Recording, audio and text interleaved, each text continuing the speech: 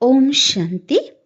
आज हम मधुर ईश्वरी महावाक्य साकार मुरली सुनेंगे 18 मार्च 2023 की।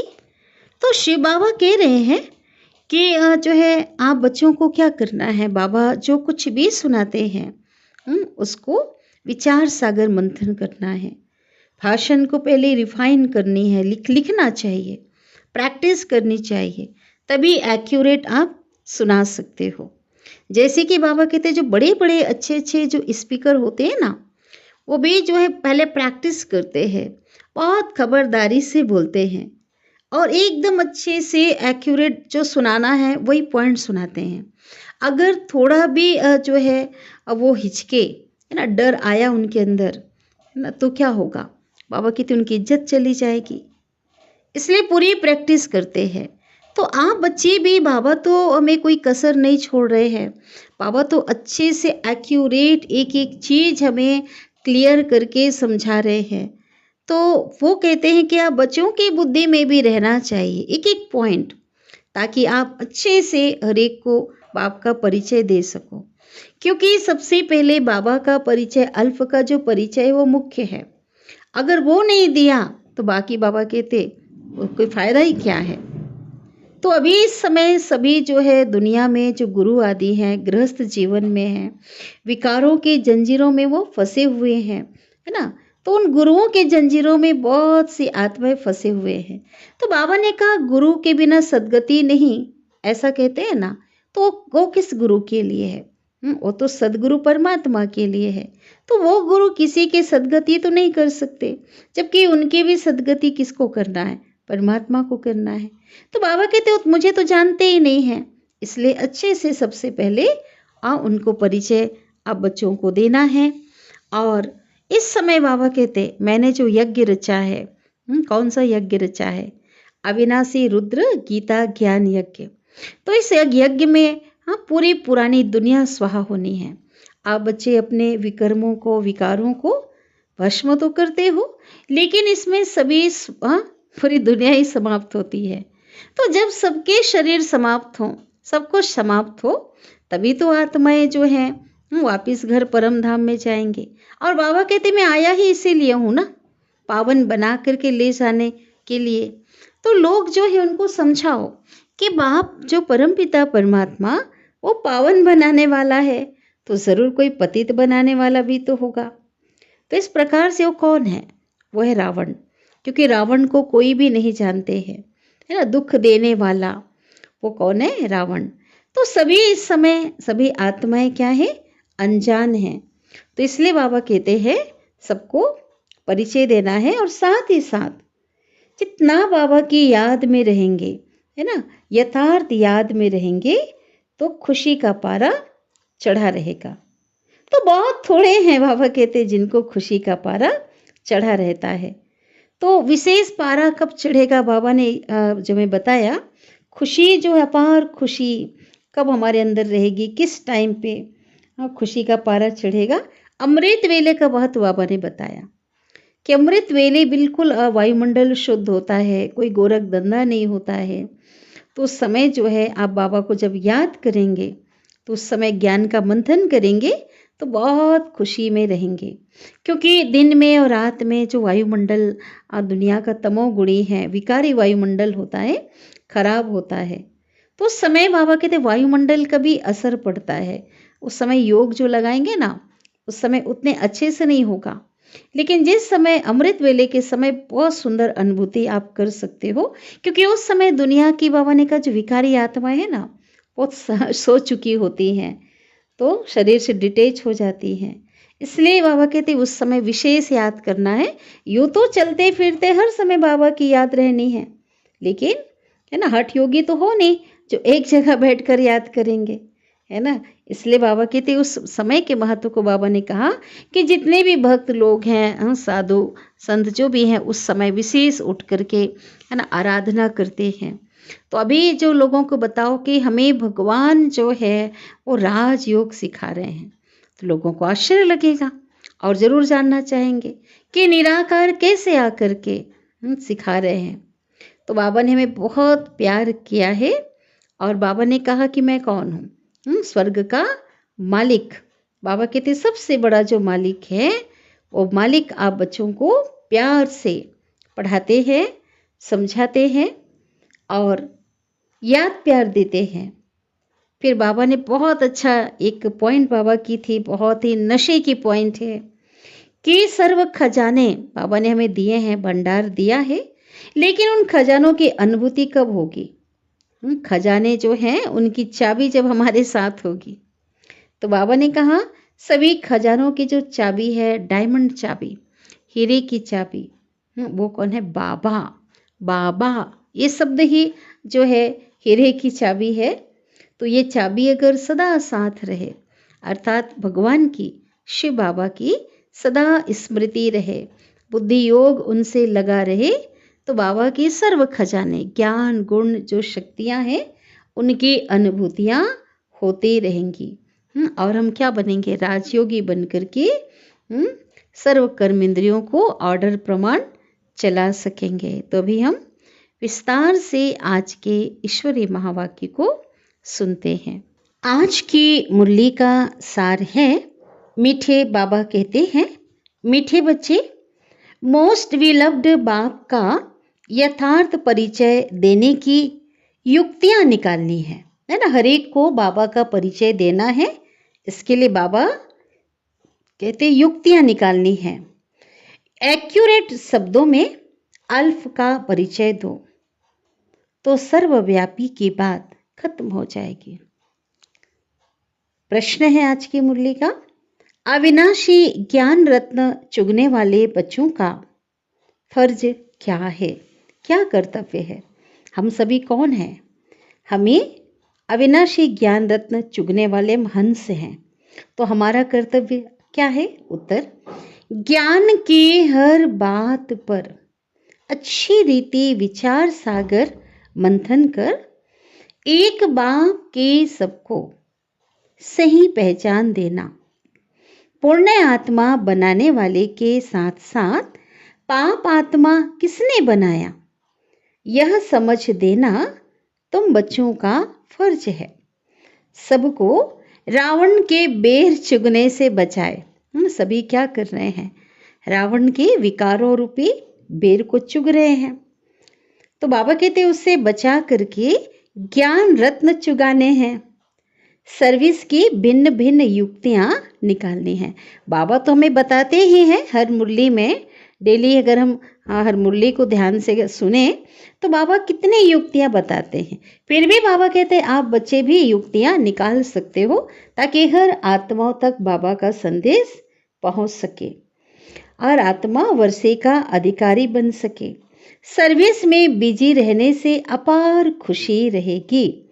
गीत बजा है, प्रीतम आन मिलो दुखिया जियरा पुकारे, ऐसा गीत में है ना? आत्मा दुखी होकर के किसे बुला रही है?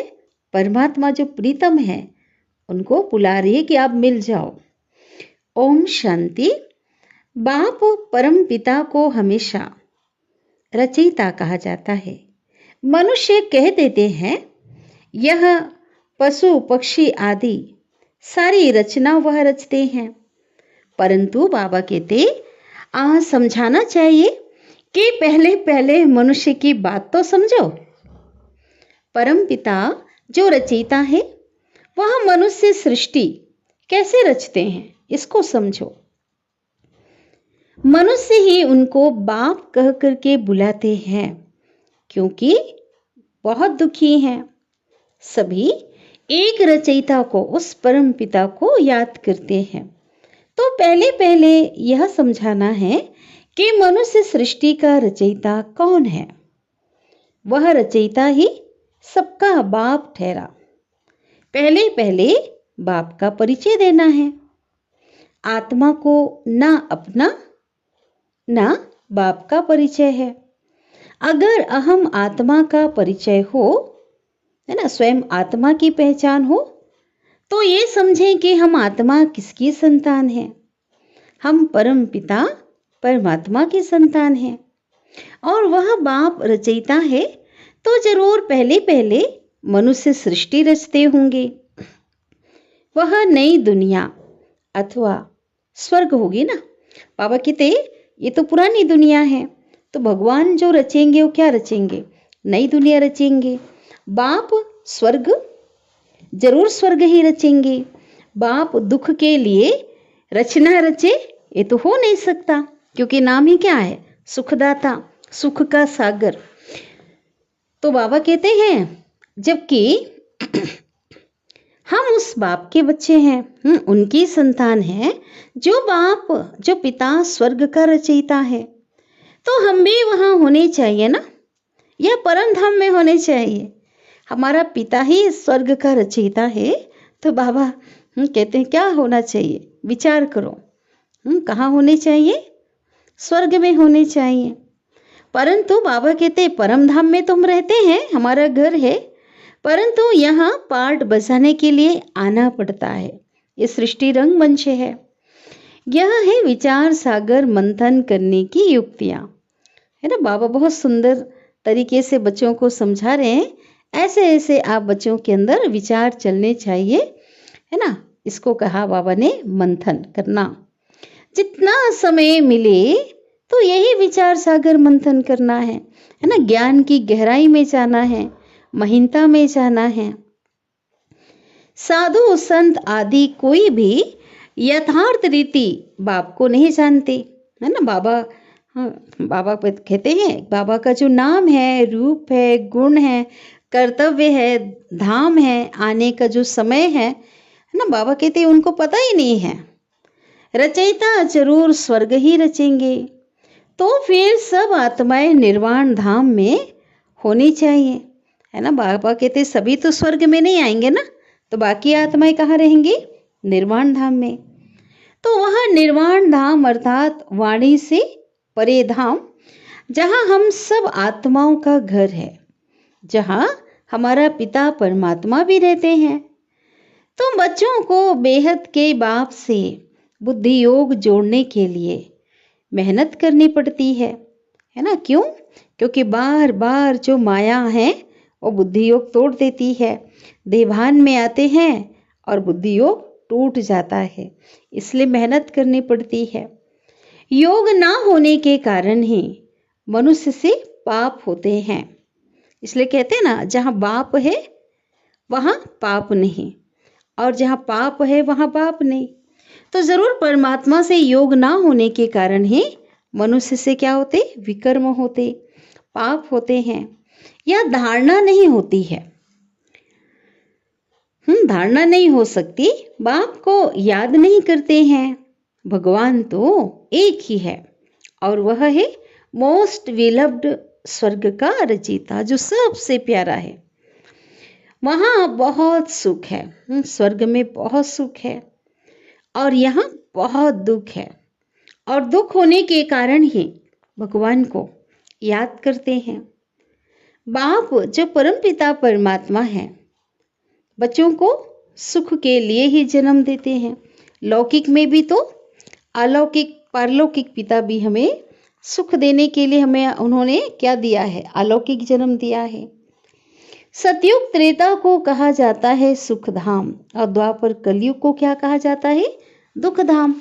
तो बाबा कहते अभी क्या है, अभी तो है कलयुग, इसके बाद फिर सतयुग जरूर आना है ना, क्योंकि चक्र घूमता रहता है। तो इस अनुसार से बाबा कहते हैं फिर क्या आना है।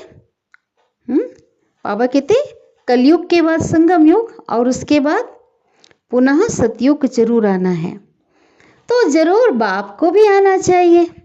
अगर बाबा ना आए तो नई दुनिया कौन रचे, फिर नई दुनिया की स्थापना तो बाप ही करते हैं ना। तो बाबा कहते हैं ऐसे ऐसे विचार सागर मंथन कर फिर कोई को बैठ समझाना चाहिए। यहाँ तुमको बाप का परिचय मिलता है, बाप द्वारा। मनुष्य भी समझते नहीं। बाबा कहते मनुष्य उस मोस्ट विलप्ड बाबा को जानते ही नहीं, कुछ भी नहीं समझते। जब बाप को ही नहीं जानते तो अपने को उसके बच्चे भी नहीं समझते हैं। अपने को भी क्या समझते हैं, अपने को भी साधारण समझ लेते हैं, है ना, कि हम भगवान के बच्चे हैं, उनको पता ही नहीं। हमने अभी बाप को जाना है ना, बाबा के द्वारा हमने बाप को जाना है, तो उनको याद करते हैं। वह बेहद का बाप है, सभी आत्माओं का पिता है ना। बेहद का बाबा सभी आत्माओं का है। वह निराकार इस साकार प्रजापिता ब्रह्मा द्वारा रचना रचते हैं। प्रजापिता ब्रह्मा है, ब्राह्मण ब्रह्मा है, फिर क्या है, ब्राह्मण ब्राह्मणियाँ भी हैं। जरूर प्रजापिता ब्रह्मा का बाप कौन होगा, वो परम पिता होगा, जिसको क्या कहा जाता है, क्रिएटर कहा जाता है, रचयिता कहा जाता है। कोई भी आते हैं, बाबा कहते बाबा के घर कोई भी आते हैं तो पहले पहले बाबा का परिचय देना है। चाहे प्रदर्शनी समझने आते हों, बाबा के पास आते हों, बाबा के घर में, तो बाबा कहते हैं जब अल्फ याद पड़े तब फिर आगे समझ सकें। अगर बाबा को ही नहीं समझा है तो आगे तो समझ ना सके। और मुख्य बात क्या है, बाबा का परिचय देना। अल्फ बिगर कुछ भी समझ नहीं सकेंगे। वह भी समझाना ऐसे है जो मनुष्य समझे कि इन्हों की समझानी तो बड़ी एक्यूरेट दिखाई पड़ती है। बाबा तो हमें एक्यूरेट समझाते, एक एक बात जो है बहुत क्लियर समझाते हैं। तो आप बच्चों का समझाना भी बाबा कहते इतना स्पष्ट होना चाहिए। ऐसे और तो कोई नहीं समझाएंगे कि वह बेहद का बाप स्वर्ग का रचयिता है। जरूर नरक का रचयिता भी तो कोई होगा। पावन बनाने वाला एक बाबा है तो जरूर पतित बनाने वाला भी कोई एक होगा ना। तो यह अच्छी रीति समझाना है। बाप कौन है जिसको हम याद करते हैं? रावण को तो याद नहीं करेंगे ना। किसको याद किया जाता है? बाबा को। मनुष्य तो ना पावन बनते हैं, मनुष्य तो पावन बनाने वाले राम परमात्मा को नहीं जानते, ना ही पतित बनाने वाले रावण को जानते हैं। बिल्कुल ही इन बातों से क्या है, अनजान है। फार्म भराने के समय भी पहले बाप का परिचय देना है ना। जो कोई पहले आता है बाबा के घर तो पहले फॉर्म भराया जाता है, उनको परिचय पत्र भराया जाता है। तो उसमें भी आत्मा के पिता की क्या देनी है, पहचान देनी है कि तुम्हारी आत्मा का बाप कौन है। अब यह प्रश्न तो कोई पूछ ना सके। आत्मा तो हर एक मनुष्य में है ना। जीव आत्मा, पाप आत्मा, पुण्य आत्मा कहा जाता है। पुण्य आत्मा तो बाबा बनाते हैं, फिर इनको पाप आत्मा कौन बनाते हैं? बाबा कहते पूछो उनको। यह जरूर समझाना पड़े ना।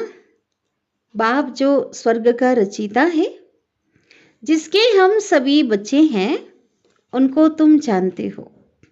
वह तो जरूर पावन दुनिया ही रचते होंगे। अभी है पतित दुनिया, इसलिए मनुष्य गाते भी हैं, हे पतित पावन आओ। इतने सब पतित मनुष्यों को पावन कौन बनाए? कौन बना सकता? एक परमात्मा ही बना सकते हैं। सर्वव्यापी है तो फिर यह बात तो उठती ही नहीं कि परम पिता परमात्मा आओ। भाई भगवान जब सर्वव्यापी है तो बाबा कहते ऐसा तो कह नहीं सकते। किसको बुला रहे हैं जब हर के अंदर परमात्मा है ना। खुद के अंदर भी जब परमात्मा है तो किसे बुलाए जा रहा है? फिर तो बात उठते ही नहीं बुलाने की। सर्वव्यापी है फिर तो उसको याद करने की भी दरकार नहीं है, क्योंकि खुद परमात्मा हो गए ना। भाई हमारे भीतर जब परमात्मा है तो उसको ना बुलाने की जरूरत है ना याद करने की जरूरत है। यही तो सर्वव्यापी कहता है ना, सर्वव्यापी का ज्ञान। तो अभी हम आपको बहुत अच्छी राय देते हैं, ये लोगों को समझाना है। ब्रह्मा की राय तो बहुत मशहूर है, नामी ग्रामी है। और हम कौन हैं? हम ब्रह्मा मुख वंशावली ब्राह्मण ब्राह्मणियाँ हैं। ब्रह्मा को भी राय देने वाला जरूर उनसे ऊंचा होगा ना। ब्रह्मा वर्ल्ड, परम पिता परमात्मा शिव। ब्रह्मा का पिता कौन? शिव है, और वह है आत्माओं का पिता, और ब्रह्मा है प्रजापिता। तुम बच्चे सर्विस के लिए ऐसे ऐसे विचार सागर मंथन करेंगे तो तुमको बहुत खुशी रहेगी। कोई आए तो उनको ज्ञान रत्न देने हैं। बाप आकर के अविनाशी ज्ञान रत्न चुगाते हैं, जिससे हम विश्व के मालिक बनते हैं। फिर रावण आ करके बेर चुगाते। बाबा ने बेर की जो तुलना है ना विकारों से किया है। शिव का चित्र, देवताओं के चित्र इस समय सब पत्थर के हैं, क्योंकि चैतन्य तो भी हो ना सके, और पत्थर को पूजते पूजते सभी पत्थर बुद्धि बन जाते हैं। शिव का भी पत्थर का चित्र है। जितने भी ज्योतिर्लिंग है कैसे बनाते हैं? पत्थर का बनाते हैं। तो बाबा कहते शिव जो पिता है सबका, उनका चित्र है, वो भी क्या आकृति क्या बनाया? पत्थर का। तो जरूर कोई समय शिव बाबा चैतन्य में आकर के पढ़ाते होंगे ना, तभी तो यादगार है। प्रजापिता ब्रह्मा भी होगा तो ब्रह्मा कुमारी सरस्वती भी होगी। अब तो प्रैक्टिकल में है। इनके लिए गायन है सबकी मनोकामना पूरी करने वाली, अविनाशी ज्ञान रत्न दान करने वाली, गॉडेज ऑफ नॉलेज, ज्ञान की देवी माना जाता, भगवती माना जाता। उन्होंने फिर सरस्वती को वीणा दे दिया है। ये सब बातें बाबा कहते हैं क्या होनी चाहिए? बुद्धि में आनी चाहिए। जब किसको समझाते हैं, बेंजो दिया है उन्हें। अब जिसको भाषण करना है तो बाबा कहते ऐसी भाषण नहीं करना है, औरों को सुनाना है तो पहले विचार सागर मंथन करना होता है। पहले भाषण लिख करके रिफाइन करना चाहिए। बड़े बड़े स्पीकर्स जो होते हैं ना, वह बहुत खबरदारी से एक एक सेंटेंस क्या करते, खबरदारी से बोलते हैं, बहुत अटेंशन रखते हैं। इसलिए बिल्कुल जो सुनाते हैं ना, एक्यूरेट सुनाते हैं। अगर जरा भी हिचका ना तो आबरू इज्जत चली जाएगी। पहले से ही पूरी प्रैक्टिस करते हैं। यहाँ भी इतना बुद्धि में रहना चाहिए जो किसको भी बाप का परिचय दे सको। बाबा कहते हिचकना नहीं है, इतना बाबा कहते फलक से बाबा का परिचय देना चाहिए। विकारी गुरुओं की जंजीरों में तो बहुत फंसे हुए हैं। अब वह गुरु कोई सदगति तो कर नहीं सकते। पतित पावन निराकार भगवान को ही कहा जाता है। सर्वव्यापी के ज्ञान से तो कोई की सदगति हुई नहीं है। पतित पावन है एक शिव बाबा, उनको रुद्र भी कहा जाता है। रुद्र यज्ञ भी मशहूर है। इतना बड़ा यज्ञ तो कोई रच ना सके। भगवान ने जो यज्ञ रचा है अविनाशी रुद्र यज्ञ, वो तो कोई रच नहीं सकता। रुद्र ज्ञान यज्ञ कितने वर्ष चलता है? पूछा बाबा ने। बाबा कहते ज्ञान सुनाते ही रहते हैं। यज्ञ जब रचते हैं तो उनमें शास्त्र भी रखते हैं। दुनिया में जो यज्ञ रचते हैं ना, तो शास्त्र भी रखते हैं। रामायण भागवत आदि की कथा सुनाते हैं ना, शास्त्र भी रखते हैं और कथा भी सुनाते हैं। उसको रुद्र यज्ञ कहते हैं, है ना। है तो मटेरियल यज्ञ, उसको रुद्र यज्ञ कहते हैं। तो बाबा कहते वास्तव में रुद्र यज्ञ तो यहाँ है ना, जो ये ज्ञान यज्ञ बाबा ने रचा है, वह यज्ञ तो बहुत समय चलता है। उन्हों का तो बाबा कहते भगवान ने जो यज्ञ रचा है, ये अविनाशी रुद्र गीता ज्ञान यज्ञ, तो ये बहुत समय चलता है। और उन्हों का तो करके मास भर ज़्यादा से ज़्यादा चलेगा। यह तो देखो कितना समय चलता है, कब से चल रहा है? हाँ, 1936 से, है ना।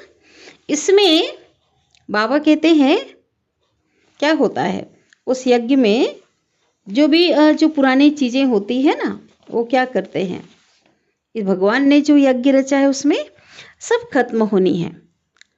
और दुनिया वाले जो यज्ञ रचते हैं, मटेरियल यज्ञ रचते हैं, हवन की सामग्री जो है, जड़ी बूटी वो डालते हैं, है ना, और इसमें पूरी दुनिया स्वाहा होनी है। कितना बड़ा यज्ञ रचा है भगवान ने, ख्याल तो करो।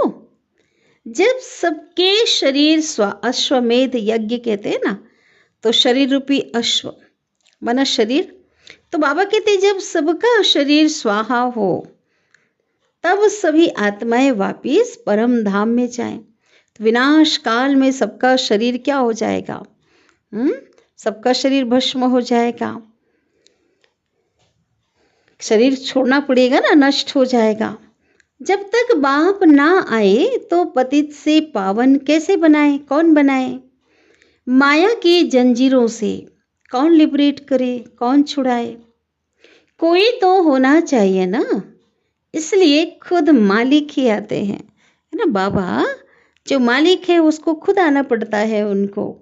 ऐसे नहीं कि सर्वव्यापी होकर के बैठ करके ज्ञान देते हैं। बाबा कहते ऐसे नहीं, वह तो आते हैं और हम उनकी संतान पोतरे हैं। साकारी दृष्टिकोण से शिव बाबा के, अगर हम ब्रह्मा के बच्चे हैं, ब्रह्मा कुमार कुमारी की दृष्टिकोण से हम शिव बाबा के पोतरे हुए और निराकार रूप में हम उनके बच्चे हुए। तो बाबा कहते हैं वास्तव में हो तुम भी, लोगों को कहना है हम तो उनके पोतरे हैं और ब्रह्मा को तो सृष्टि का पिता कहा जाता है, उस अनुसार से आप भी उनके हो। अब वह बाप आया हुआ है, अपना परिचय दे रहे हैं, स्वर्ग की स्थापना हो रही है। हम हैं राजयोग ऋषि और वह है दुनिया में जो ऋषि होते हैं ना, वो हठ योग ऋषि है।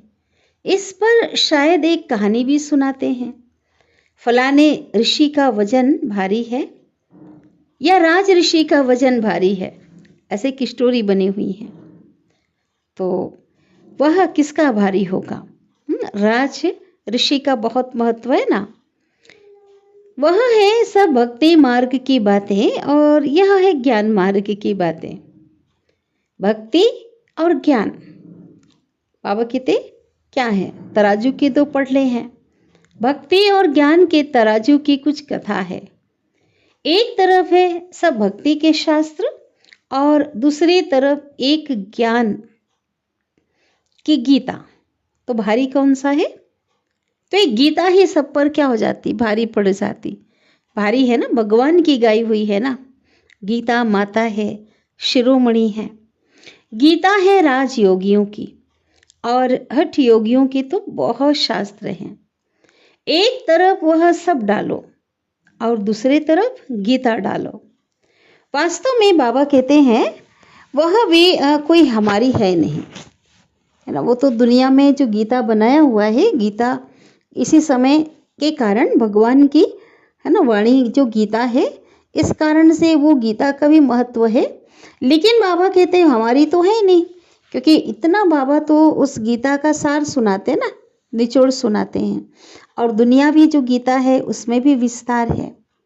हमारे तो है ही ज्ञान की बात। गीता का भगवान आता ही है, क्यों आता है? सर्व की सद्गति करने के लिए। तो बच्चों की बुद्धि में यह सब रहना चाहिए, फिर कोई समझे या ना समझे। अभी बाबा ने पिछली मुरली में भी कहा अपना फर्ज क्या है, हर एक को समझाना। मौत के समय तो सभी की आंखें खुलेंगी, है ना, हर कोई बाबा को पहचान जाएगा। इस ज्ञान यज्ञ से ही यह विनाश ज्वाला निकली है। अब तुम पांडवों का पति है परमपिता परमात्मा। पतितों को पावन बनाने वाला है ही एक परमात्मा, ना कि श्री कृष्ण। वह तो प्रिंस है, उनको कोई भी गॉड फादर नहीं कहेंगे। फादर तब कहा जाता है जब बच्चे पैदा करते हैं, सही है ना। बाबा कहते वो तो बच्चा है ना, प्रिंस है। श्री कृष्ण तो खुद बच्चा है, उसको फादर, पिता कैसे कहा जाए।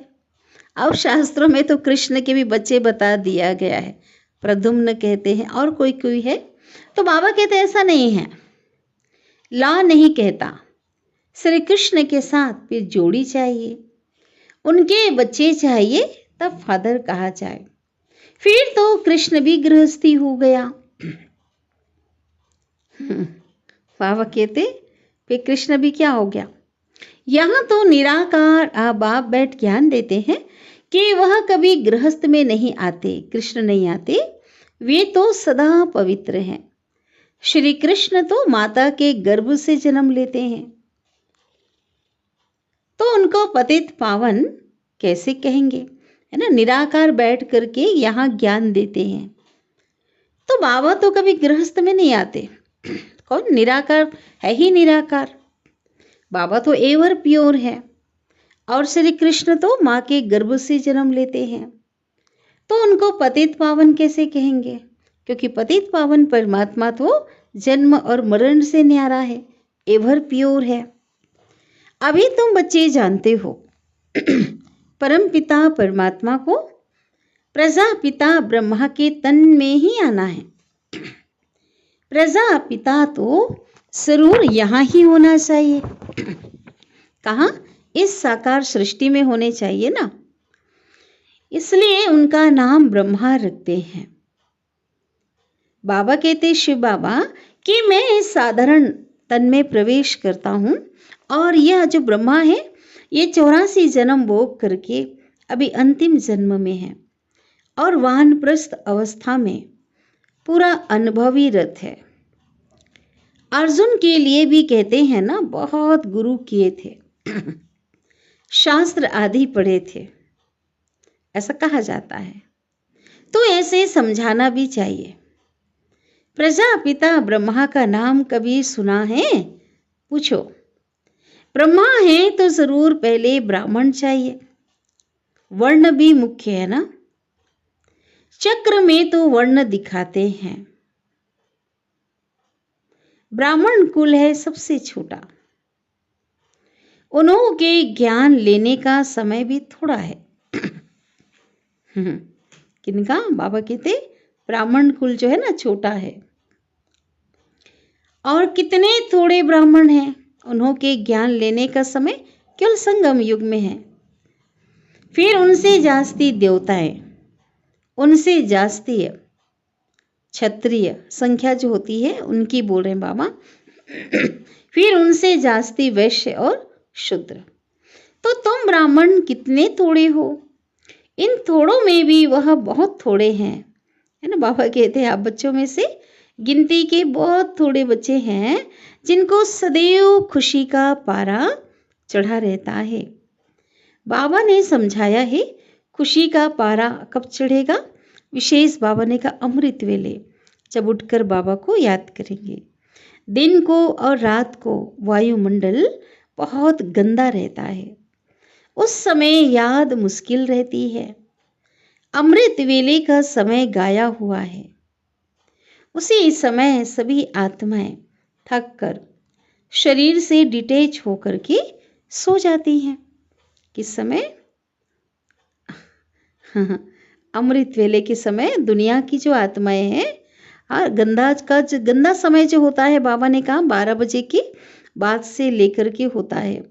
लेकिन जिस समय अमृत वेला शुरू होता है, ब्रह्म मुहूर्त शुरू होता है, उस समय आत्माएं थक करके इस शरीर से न्यारी होकर सो जाती हैं। वह है शुभ मुहूर्त। यूं तो बाप की याद तो चलते फिरते दिल में रहनी चाहिए। बाकी बाबा कहते हट से एक जगह बैठ करके याद करेंगे ना तो याद ठहरेगी नहीं। सहज रीति से बाबा को याद करो। बाबा कहते ऋषि मुनि भक्त लोग भी अमृत वेले उठकर सुबह सुबह 3-4 बजे उठ करके कीर्तन आदि करते हैं, क्योंकि उस समय वायुमंडल शुद्ध होता है। तो कोई भी आए उनको समझाना है कि हम पढ़ रहे हैं और इसमें कोई अंधश्रद्धा की बात नहीं है है ना भाई। पढ़ाई में अंधश्रद्धा की बात तो है ही नहीं, हमारा एम ऑब्जेक्ट भी है। निराकार बाप लोगों कहना है टीचर के रूप में क्या कर रहे हैं, अभी हमको पढ़ा रहे हैं, सहज राजयोग सिखा रहे हैं। तो मनुष्य आश्चर्य खाएंगे जब इस प्रकार से किसको समझाओगे, तो मनुष्यों को आश्चर्य लगेगा कि इन्हों को निराकार कैसे पढ़ाते हैं। भगवानुवाच भी बरोबर है ना, शास्त्रों में लिखा है ना, गीता में है भगवानुवाच। तो जरूर शरीर में आकर के राजयोग सिखाया होगा, कोई शरीर का लोन लिया होगा, है ना। तो पहले युक्ति से शिव बाबा का परिचय देना चाहिए। सर्वव्यापी कहने से वर्षा क्या मिलेगा, जब तक भगवान के महावाक्य कानों पर ना पड़े तब तक कोई समझ ना सके। भगवान है निराकार, ब्रह्मा है साकार प्रजापिता, और तुम हो ब्रह्मा कुमार और ब्रह्मा कुमारियां। निराकार परमात्मा ब्रह्मातन से पढ़ाते हैं। हमारा एम ऑब्जेक्ट है मनुष्य से देवता बनना। बाप का परिचय देंगे तो बाप की याद रहेगी। कोई कोई लिखते हैं भगवान निराकार है, तो उनको समझाना चाहिए। फिर कोई लिखते हैं कि हम तो जानते ही नहीं हैं, है ना, भगवान को तो जानते ही नहीं हैं। अरे तुम बाप को नहीं जानते हो, जब परम पिता परमात्मा कहते हो तो जरूर कोई तो होगा ना, ऐसे उनको बाबा कहते समझा सकते हो। बच्चे तो जानते हैं हम परम पिता परमात्मा से भविष्य जन्म जन्मांतर के लिए इस समय आजीविका प्राप्त करते हैं। इसमें जो विघ्न डालते हैं उन पर कितना पाप चढ़ता होगा, है ना, बहुत टू मच पाप चढ़ता। ईश्वरी कार्य में जो विघ्न रूप बनता है उन पर तो पाप का बोझा चढ़ेगा। सो भी समझ करके कोई विघ्न डालते हैं, बेसमझ पर तो चलो कोई दोष नहीं, वो तो सारी दुनिया ही बेसमझ है। लेकिन जो इस ज्ञान में आ करके उसके बाद जो है विघ्न डालते हैं, फिर तो कितनी सजा कायम हो जाती है। मीठे मीठे सिकिलधे बच्चों प्रति माता पिता बाप दादा का याद प्यार, इसके एक एक अर्थ का, एक एक अक्षर का अर्थ तुम बच्चे जानते हो। पहले पहले माता पिता फिर बाप दादा। माता पिता उनको कहा जाता है जो स्वर्ग का मालिक बनाते हैं। फिर यह हो गए बाप दादा, फिर कहते जगदम्बा। तो यह बड़ी गुह्य बातें हैं। सबसे गुह्य पहली यह है जिसको समझने से मनुष्य को बहुत फायदा हो जाए। फिर कहते सिकिलधे, तो यह है दूसरी पहली, है ना। जगदम्बा कहते, बाप दादा कहते, ये बड़ी गुह्य बात है, गुह्य पहली है, जो लोग अगर समझ जाए तो बहुत फायदा हो जाए। फिर कहते ब्राह्मण कुलभूषण स्वदर्शन चक्रधारी, जिसका अर्थ किसी को पता ही नहीं है, तो ये भी नई पहली है। तो एक एक बात में पहली है। अच्छा, स्वदर्शन चक्रधारी, नूरे रत्नों प्रति याद प्यार और गुड मॉर्निंग। रूहानी बाप की रूहानी बच्चों को नमस्ते, और हम रूहानी बच्चों की रूहानी माता पिता बाप दादा को याद प्यार, गुड मॉर्निंग और नमस्ते। शुक्रिया बाबा, शुक्रिया, आपका दिल से पद्मा पदम गुना शुक्रिया। धारणा के लिए मुख्य सार, पहली पॉइंट है अमृत वेले के शुभ मुहूर्त में बाप को बहुत प्यार से याद कर खुशी का पारा चढ़ाना है। चलते फिरते भी याद का अभ्यास करना है। पाप कर्मों से बचने व दूसरी पॉइंट है ज्ञान की अच्छी धारणा करने के लिए एक बाबा से बुद्धि योग जोड़ने की मेहनत करनी है। सदगुरु का वरदान है बिंदु रूप में स्थित रह सार युक्त योग युक्त युक्ति युक्त स्वरूप का अनुभव करने वाले सदा समर्थ भव। बिंदु रूप में स्थित रह सार युक्त योग युक्त युक्ति युक्त स्वरूप का अनुभव करने वाले सदा समर्थ भव। विस्तार है क्वेश्चन मार्क के टेढ़े रास्ते पर जाने के बजाय, है ना, कौन सा टेढ़ा रास्ता, क्या, क्यों, कैसे, तो यह टेढ़ा रास्ता। तो टेढ़े रास्ते में जाने के बजाय जो कुछ भी होता है हर बात में पॉइंट लगाओ, बिंदु लगाओ, बिंदु रूप में स्थित हो जाओ तो सार युक्त योग युक्त युक्ति युक्त स्वरूप का अनुभव करेंगे। स्मृति, बोल और कर्म सब समर्थ हो जाएंगे। बिना बिंदु बने विस्तार में गए तो क्या होगा, क्यों क्या के व्यर्थ बोल और कर्म में समय और शक्तियां व्यर्थ गंवा देंगे, क्योंकि जंगल से निकलना पड़ेगा। इसलिए बिंदु रूप में स्थित रह सर्व कर्म इंद्रियों को ऑर्डर प्रमाण चलाओ।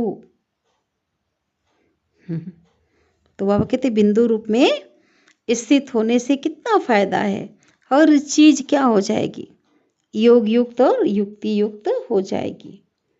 स्लोगन बाबा, बाबा शब्द की डायमंड चाबी, हीरे की चाबी सदा याद रहे, सदा रहे तो सर्व खजानों की अनुभूति होती रहेगी। बाबा है ही क्या है, खजानों के मालिक, भोला भंडारी। तो बाबा कहते हैं, तो बाबा शब्द ही क्या है, हीरे की चाबी है। तो ये हीरे की चाबी रहे माना बाबा की स्मृति रहे, श्रीमत प्रमाण अगर चलते हैं तो सभी प्रकार की खजाने की अनुभूति होती रहेगी। अच्छा, ओम शांति।